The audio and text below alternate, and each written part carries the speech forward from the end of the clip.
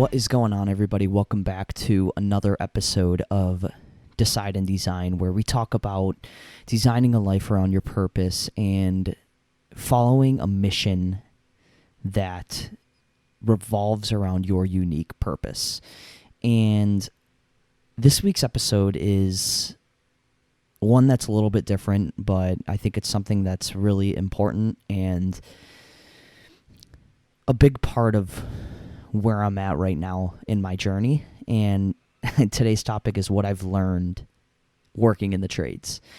And I know that sounds, it's just different. It's like, this is a personal development podcast, and, we're trying to talk about, our gifts and where we want to be in the future and growing, self-improvement, becoming the strongest versions of ourselves. And what the heck does the trades have to do with that? So early in my journey, when I was still trying to figure out what to do with my life, many of you know this, but I went to college to basically play football, but I had no idea what I wanted to do for a career. And I thought football was going to be the thing. I thought my life was going to be revolved around that. And later I found out, after getting a concussion and kind of being involved with college football for a little bit, I realized I don't really enjoy the business side of running a team, aka being a coach. And the reason I loved it was just playing it. So how can it kind of fell off the table. I was like, how can I involve football in my life? And I thought about being a teacher and then coaching high school football on the side, but it was still one of those things where it was like, was it me playing football, or was it me, just loving the game in general? And I realized it was me playing the actual game and being involved with the team. And I think the growth aspect of football is really what I cared about the most, and having that community and a mission behind it. I think that's what I loved most about it, the team aspect of it. So football kind of was off the table, and I found myself back home binge drinking, being depressed, and having absolutely no idea where I was going to end up. And many of you know this, but I went all the way to hell no. I was like, I need to figure something out, whether it's just getting a job. I just need to make sure that I'm okay. I need to make sure that I can have a career, I have a stable income, and I can just survive. Because right now I'm just like, I'm stuck. I'm heading nowhere. And what I did was I used the proximity principle, which is basically just like you using the people that you know to find work that you love, or find something that you're interested in. You find somebody who's doing what you want to do, and you use them to get there. And that's kind of what I did with the trades. I found this guy who is a friend of my dad's, and he works for Public Works. And for those of you who don't really know what that is, it's basically construction for like certain cities. It's government run. So it's like construction, but you work for the government, is basically what it is. And I kind of asked him to take me under his wing and show me how to get a job in Public Works.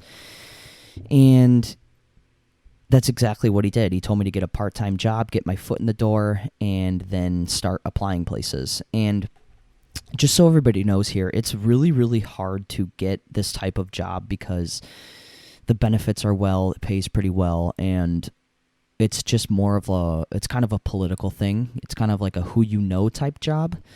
So the odds were kind of stacked against me. But I did know this one person, so I had that going a little bit. So I got my foot in the door just by getting a part-time job, and I remember applying to hundreds of jobs before I landed one in my hometown, surprisingly. And when I was in the interview, they asked me, very similar to how I was when I joined the Next Level University team. They were like, what kind of skills do you have, blah, blah, blah. And I told them my biggest weakness is I don't really know a lot, but I'm willing to work hard. and I'm willing to learn. And that they decided to take a chance on me, and that was the first time I really accomplished something that I really put my mind to that was outside of football. And one of the things that I realized right off the bat is working in an environment full of tradesmen. It's very similar to working with a football team, especially public works. It's like you're working in a very tight-knit group, and you guys are building things for the city that, working together, trying to make the city a better place. And that's one thing that I really loved about it. But something that I did realize when I joined is like I felt kind of empty. And it confused me because I was working so hard for this goal, and now that I have it, why do I feel bad about myself now? And that's when I discovered Next Level University, and I started to piece this together. What I was missing was growth and contribution. And something that joining the trades taught me was your growth is never going to stop. No matter what you decide to do, whether it's you being a construction worker, whether it's you being a teacher, whether it's you starting a business, whatever it is you're going to do, you're going to always have to level up, and you're going to always have to grow. And those who don't are the ones who are absolutely miserable in their lives. They're the ones who are not fulfilled. We need something to work for. We need a mission that's greater than ourselves, and we need to contribute to something that's bigger than us. And when you show up to your workplace every single day and you have the mindset that I'm just doing this to get money, I'm just doing this to pay my bills, and you don't set mini goals for yourself or even big goals for yourself, you're going to run yourself right into the ground. And that's exactly what I did. And then something I did that was wrong was I convinced myself that this wasn't for me and that this was like the worst job ever. And then when I really thought about like, oh, I need to set goals for myself. You can't just not have goals. I started to realize, like, do I really hate this work that much? And it's like, no, I actually am kind of passionate about the work that I do. But if I don't have the right mindset and I don't have a bigger goal in mind, it seems meaningless to me. So it's more of like a mindset shift. And that's something that this really taught me, and I'm very grateful for that, because I could have easily made that emotional decision to just quit and be like, oh, this isn't for me, but I stuck with it, and now I'm at a point where I'm starting these new missions with this podcast and, connecting with other people in Next Level University, but I still have my job here that's paying my bills and helping me do all these other things, and I'm still finding purpose in that work as well. So I think that was a big lesson for me. But I want to get down to like what I learned with the people in this environment. So one of the things I wrote down, I always have these points on these whiteboards. That's why you see me looking out in the distance sometimes. I try not to, but it's hard. It's hard not to. But I wrote down getting up and doing what's in front of you. And what I mean by that is these guys that are in the trades, and I say guys because I work with mostly guys. I know there's a bunch of women out there who are in the trades and absolute savages, and that's awesome. But just from my perspective, I work with all guys. But what I wanted to say is these guys work like absolute machines. They don't overthink things. They just keep moving forward. And that's something that I had to learn while I was on the job. It's like I always second guessed myself, and I would make mistakes at work. And these guys they wouldn't yell at me, but they would be like, Brandon, like, just keep moving, dude. Just keep doing things. If you excuse my language, if you screw something up and, I'm just going to say it. If you fuck something up, then if you screw something up, then you just keep moving forward and you improvise after. And that's so funny that I was like about to drop an F-bomb. It's because I'm thinking about my workplace and that's how they talk to me. But I'm trying to keep it like PG on my podcast. But anyways, yeah. So they told me, if you screw something up, you just keep moving forward and you fix it later. And then I realized like that applies to everything that I'm doing for the Next Level University team, and like trying to do this online stuff that I have like no idea what I'm doing. It's like you take messy action first and then you fix it later. And that's really the game that we're playing here. So no matter what, like my goal is to not miss a podcast or to not miss some of the things on my to-do list. And even if I don't really know how it's going to turn out, I still pursue it and I still do it because I can always fix it later. Like even me just dropping that little F-bomb there and screwing this up, it's like we just keep moving forward. That's basically the principle. Another point I want to make is the consistency aspect. So like I said before, when I first joined, I had absolutely no idea what I was doing, and I had no business being in a construction zone or on a work site. And these guys really just took me under their wing, and I realized like consistently doing something every single day, you start to pick up things consciously but also subconsciously. And what I mean by that is like I'm looking back now and I know how to like work with heavy equipment. I know how to fix things on a construction site. I'm working in very, very stressful, high intensity workplaces, and I don't even know how I got here. It was just consistent action every single day. So what I've learned is like, okay, if I wanted to achieve something else, like if I want to grow this podcast, or if I want to start coaching, if I want to get better at speaking, if I want to get more fit, you have to do things consistently every single day in order to get good at something. And you can't quit too early. There's an amazing book called The Compound Effect that talks about this. It's all about how you consistently do something every single day, and then it compounds into something huge and amazing. And that's something that the trades really taught me. It's like I look back now to when I was sitting in the office and I was saying like, I have no idea what I'm doing, but I'm willing to work hard. And now I'm doing things on my own, and it's like I'm able to do things like with my hands that I didn't even know were possible.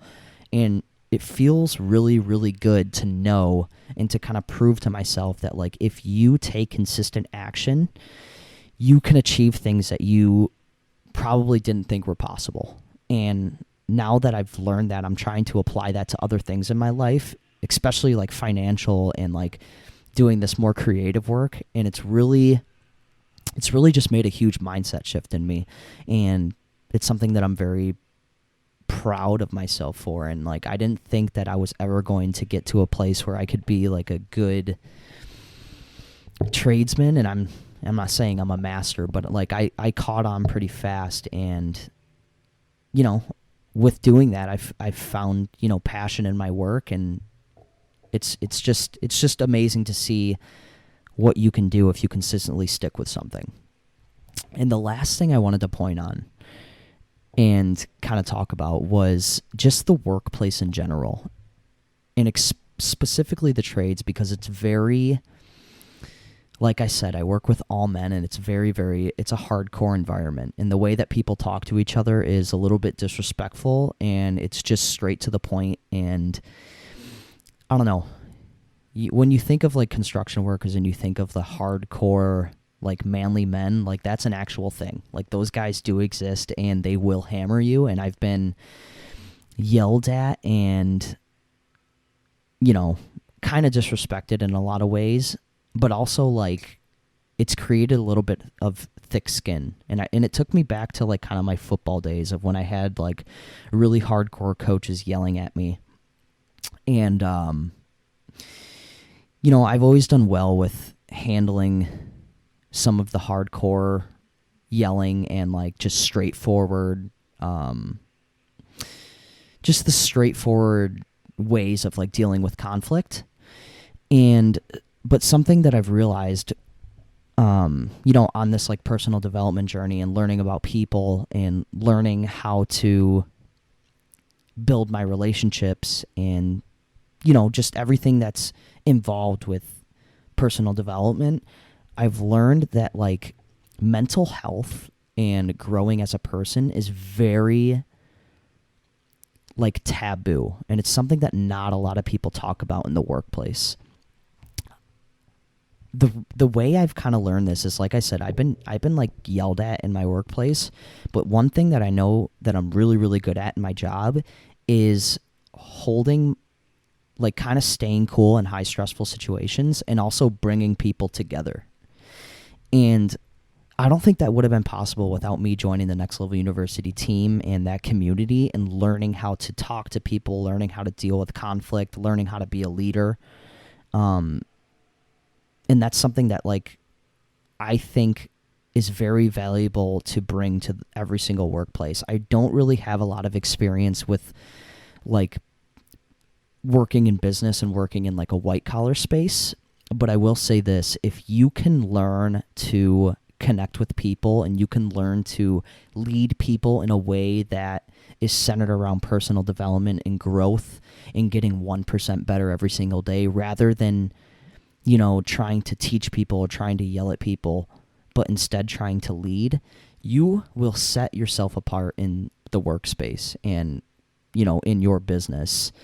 And I think that's something that's, like, been very, very valuable for me. So I hope you can take that and bring it to your own workspace, but just learn people, learn how to stay cool, and learn how to deal with conflict in a productive way rather than, lashing out and yelling back and going back down to their level. Instead, stay at your level and pull others up with you. The last thing I want to say is, actually, there's a couple things I want to say. If you are a young millennial and you are looking to get into work that will teach you a lot about life, but also give you good pay and teach you how to work hard and get into a market that is actually not a lot of people are getting into this right now.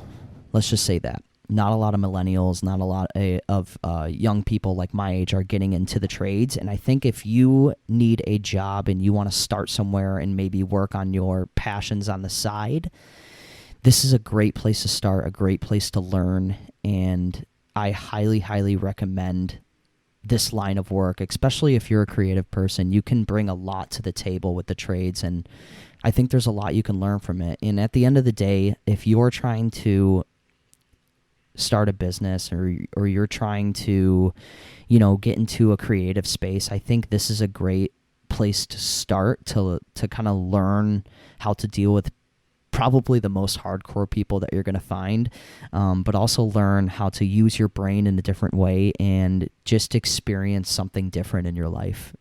And so if any of you want any pointers on how to get into this line of work or how to get started, send me a message and we can talk it out.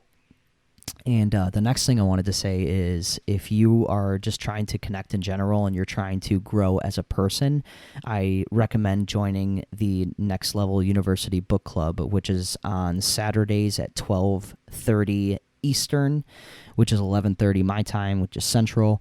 If you want access to that, send me a DM on Instagram at @B_low22, and we can connect there.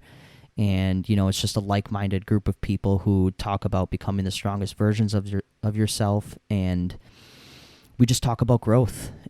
So if you're interested in that, send me a message and we can connect.